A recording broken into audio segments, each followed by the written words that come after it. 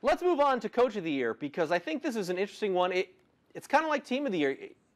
A guy like Kurt Tippmann gets overlooked because you think they're going to be successful every year, but it's, they say it's hard to get to the top, harder to stay at the top. So I've got Kurt Tippmann right there at the top for me.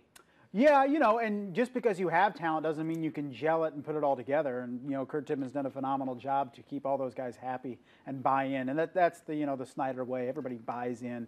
They're going to. But, for them to not only be 5-0, but in the way they've been 5-0 and to dominate teams, Carroll hung around for a while last week, kind of the exception so far. But, Snyder's done a tremendous job, and Coach Kurt Tippmann does it, every year.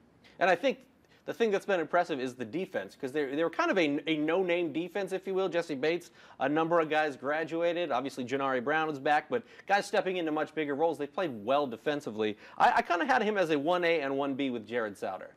Yeah, Souter, he does a tremendous job. That's kind of an overlook. Maybe I need more Leo on my sheet. Well, the thing about Leo is, they don't know any of these teams, They don't, every Friday night they have to game plan. It's not like the same old ACAC teams that they're used to seeing. When they game plan, and granted the other teams have to game plan for them for the first time, but when they game plan against these teams, it's all for the first time.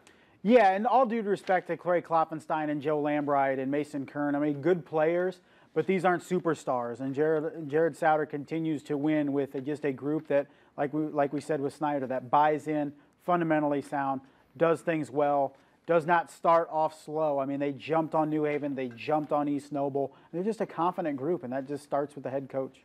Who else will we look at? Because I had Michael Mosier from Adams Central. I think what they've done, in week 1 they beat Belmont. That's a rivalry game, plus a school that's a lot larger than them. Yeah. They beat them by 1, and they've been undefeated, and they have been whipping people on Friday nights so far in AC.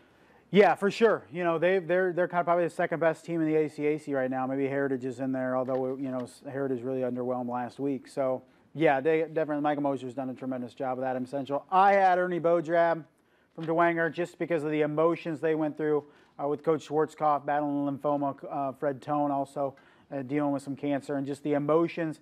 And then coming off of last year, you lose 6 straight to end the year. You come in and lose to Lures starting off, and they've run off 4 straight wins since. So, they beat Homestead. They beat Northside. They still have Snyder and Carroll coming up. But, a tremendous job by Coach Ernie Bodrab to come in there and take over what had to be a difficult situation. I also had Sherwood Haydock right there on the bottom of my list. You got to. Coach Haydock, every time I talk about Coach Haydock, I said, well, he's doing things different than what he did at Harding, but he's just one of those coaches that adjusts to his personnel and does what he has. And at Harding, he had a lot of guys that he could run downfield and go 4 or 5 wide. And, when he had Rod Smith, they ran it a butt ton. People don't remember that, but, he ran over 1,000 times during his career at Harding. So just adjust to the personnel, and now he's got a little bit of both at Woodland. And when you look, if 5 years ago you would have said Woodland is an undefeated team that is looking to make a big state championship type run, you'd have been laughed out of the gym.